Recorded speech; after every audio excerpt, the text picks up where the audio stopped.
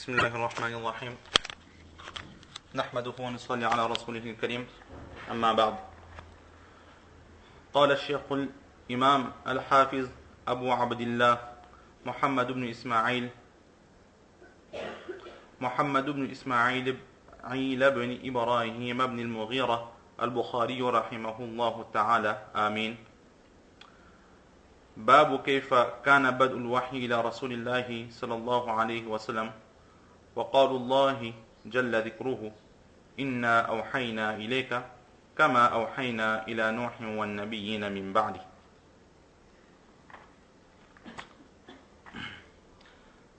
La dernière fois, nous avions expliqué assez brièvement ce que c'était que les révélations.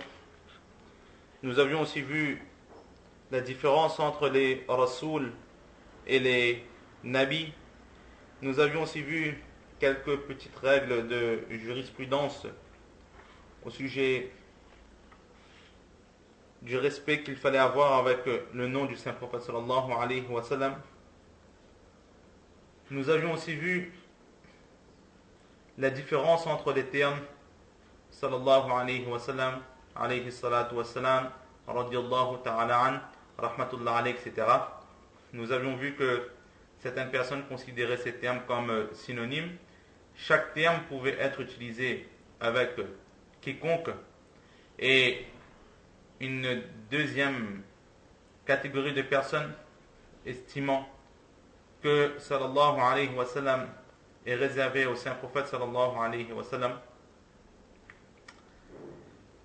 et que radiyallahu ta'ala an était pour les compagnons radiyallahu ta'ala anhum ajma'in. Même si on pouvait utiliser le terme rahmatullah alayhi pour les compagnons, cela était autorisé mais considéré comme un manque de respect. Donc c'était un peu ce que nous avions vu la dernière fois.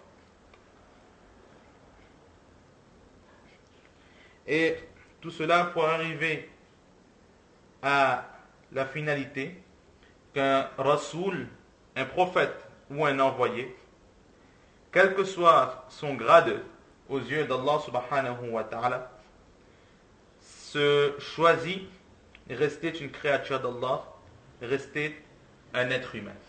Donc, à aucun moment, il ne sera autorisé d'élever le rang d'un envoyé ou d'un prophète au grade d'Allah subhanahu wa ta'ala, ou de considérer un prophète comme un dieu, le vénérer tel un dieu, ou le considérer, l'assimiler à un associé de Dieu dans la gouverne de tout cet univers.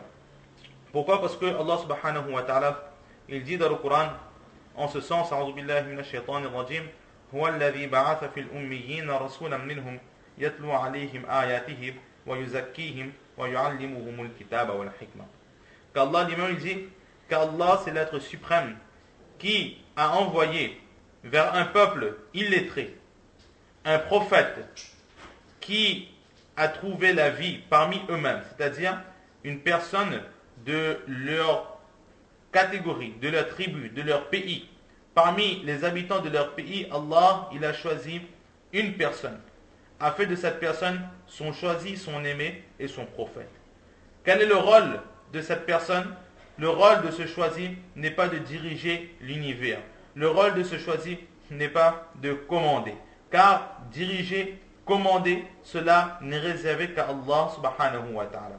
Le prophète, l'envoyé, il a pour rôle tout simplement yatlu alayhim ayatihi wa yuzakkihim. Il lit sur le peuple vers lequel il a été envoyé les paroles d'Allah subhanahu wa ta'ala. Il est là pour les purifier de toutes les maladies spirituelles. Il enseigne à ces personnes les commandements, les règles, les lois d'Allah subhanahu wa ta'ala, ainsi que la sagesse. Ou encore, le rôle d'un prophète, Allah subhanahu wa ta'ala, il dit Ya ayyuha rasulu balligh ma unzila ilayka min rabbik. Ô prophète, tu n'as pas été envoyé pour que les gens te considèrent comme un dieu ou autre. Mais le rôle du prophète, c'est quoi? Balligh ma unzila ilayka min rabbik. Propage, enseigne ce que tu as reçu de la part de ton Seigneur. In alayka illa al-balagh. Tu n'as pour seule et unique mission que de propager les commandements et les lois d'Allah subhanahu wa ta'ala. Et le prophète sallallahu alayhi wa sallam qui dit lui-même, Allah subhanahu wa ta'ala relate, Allah subhanahu wa ta'ala qui enseigne, qui dit au prophète sallallahu alayhi wa sallam de dire haut et fort, قُلْ مَا يَكُونُ لِي أَنْ أُبَدِّلَهُ مِنْ تِلْقَاءِ نَفْسِي. Le prophète sallallahu alayhi wa sallam à qui Allah a donné l'ordre de dire haut et fort que je n'ai pas le droit de changer, de modifier les révélations qui ont été faites sur moi. In attabi'u illa ma yuha ilay. J'ai pour obligation, pour mission de suivre, de propager et de pratiquer ce qui a été révélé sur moi, la révélation que j'ai reçue, le wahi que j'ai reçu. Et une preuve qu'un prophète ne sera jamais un Dieu, exactement, ou comme certaines religions ont pu penser, certaines confessions ont pu penser, élever leur prophète au rang de Dieu. Alors tout simplement, Allah subhanahu wa ta'ala dit en ce sens, إِنَّكَ لَا تَهْدِي مَنْ أَحْبَبْتَ وَلَكِنَّ اللَّهَ يَهْدِي مَنْ يَشَاءُ. qu'Allah subhanahu wa ta'ala, il dit au Saint-Prophète sallallahu alayhi wa sallam que tu n'as pas la capacité de guider qui tu veux, mais le seul guide, c'est Allah subhanahu wa ta'ala, et lui seul guide qui il veut. Donc là, c'était un peu ce que nous pouvons dire au sujet des prophètes. Ensuite, Imam Bukhari, rahmatullah alayhi, il continue, et il dit, donc au début, nous avons vu, qala Cheikh al-Imam, là où c'est la personne, un des élèves de Imam Bukhari, rahmatullah alayhi, qui a pris toute note de toutes les leçons, qui dit que notre professeur Imam Bukhari, rahmatullah alayhi, il a dit au tout début, Babun, chapitre, comment furent les premières révélations sur le Saint-Prophète sallallahu alayhi wa sallam. Ensuite, Imam Bukhari, rahmatullah alayhi, qu'est-ce qu'il a dit? Wa qawlullahi jalla dhikruhu. Les paroles d'Allah subhanahu wa ta'ala. Donc, Imam Bukhari, rahmatullah alayhi, avant d'amener un quelconque hadith, il va mentionner la meilleure des paroles, la parole d'Allah subhanahu wa ta'ala, le Coran. Il cite une narration, un verset, Inna awhayna ilayka kama awhayna ila Nuhin wa nabiyyina min ba'di.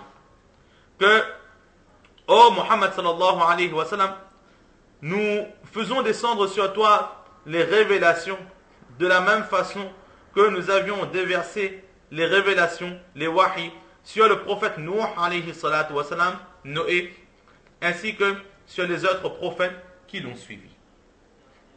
Donc, avant de débuter le premier hadith, voyons ce que Imam Bukhari rahmatullah alayhi, il veut nous enseigner en mentionnant ce ayah du Coran. Tout d'abord, la première question qui se pose, c'est que quelle est la relation entre le titre qui a été mis, comment furent les premières révélations sur le prophète sallallahu alayhi wa sallam, et ce ayah, ce verset, de lequel Allah il dit que nous avons envoyé sur toi les révélations comme nous avons fait sur les prophètes antécédents. Imam Bukhari rahmatullah alayhi, nous nous attendons tous qu'il nous parle des premières révélations. Mais au lieu de ça, il parle un peu d'histoire que les autres prophètes, ils ont eux aussi reçu les révélations. Donc en apparence, il n'y a pas vraiment de lien entre les premières révélations et ce verset qui a été mentionné.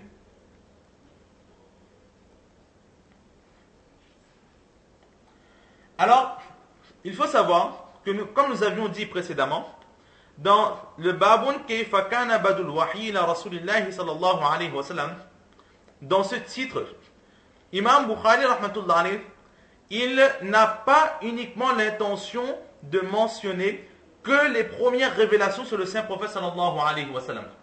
Mais, à travers l'enseignement des premières révélations, il va un peu déborder et parler en général sur la révélation, c'est les wahyi.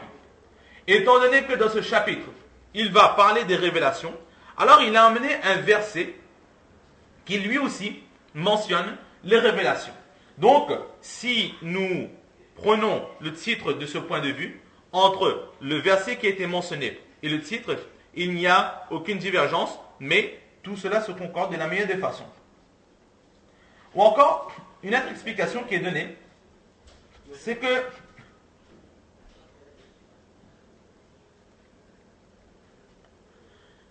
Imam Bukhari, rahmatullah alayh, il nous dit que nous allons parler sur les premières révélations qui ont été faites sur le Saint-Prophète sallallahu alayhi wa sallam. Alors Imam Bukhari, rahmatullah alayh, va dire que certaines personnes peuvent mettre en doute les hadiths. Certaines personnes peuvent penser que les hadiths ont été falsifiés, que cela vient de l'extraordinaire.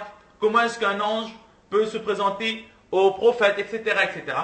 Alors Imam Bukhari, rahmatullah alayh, il nous dit que jusqu'aujourd'hui d'ailleurs, nous avons tous une certaine connaissance des prophètes antécédents.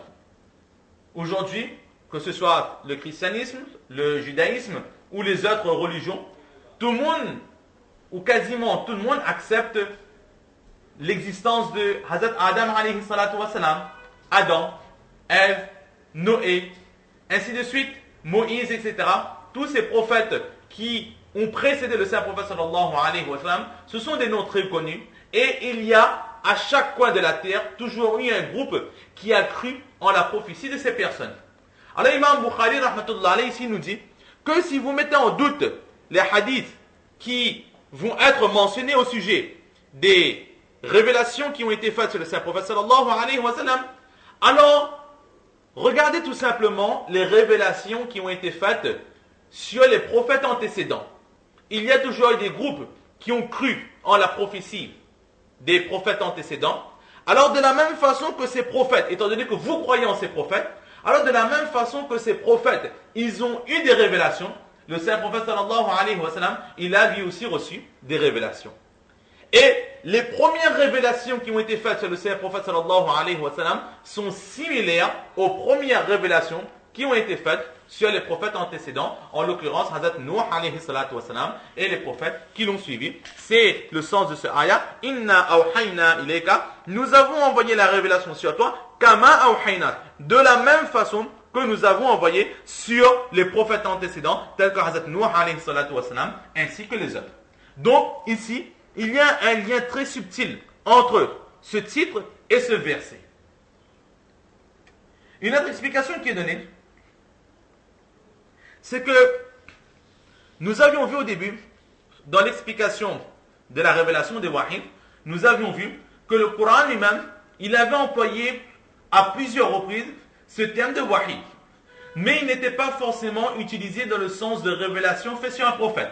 De temps en temps, nous avons vu, c'était dans le sens de guider, comme au sujet des abeilles, où Allah subhanahu wa ta'ala dit que nous avons guidé, nous avons montré aux abeilles le chemin qui vont les amener jusqu'aux fleurs afin de butiner et de créer le miel. Ou encore, les tromperies de Satan ont aussi été qualifiées de wahi, interprétées sous le terme de wahi, dans le sens de insuffler des paroles dans le cœur d'une personne. Donc, ce que nous avions vu auparavant, Imam Bukhari, rahmatullah alayhi, il est lui aussi au courant de cela. Alors, il peut se dire que peut-être quelqu'un peut mettre en doute les paroles du Saint-Prophète sallallahu alayhi wa sallam, en se disant que certes, il a peut-être reçu des wahis, mais le wahi, c'était quoi? C'était des mauvaises pensées. Il avait cette capacité, tel un sorcier, d'insuffler des mauvaises pensées, des paroles dans l'esprit et dans le cœur des autres personnes. Ou encore, le wahi, c'était qu'il avait cette aptitude à toujours retrouver le chemin, exactement comme l'abeille qui a cette aptitude d'aller vers les champs pour butiner et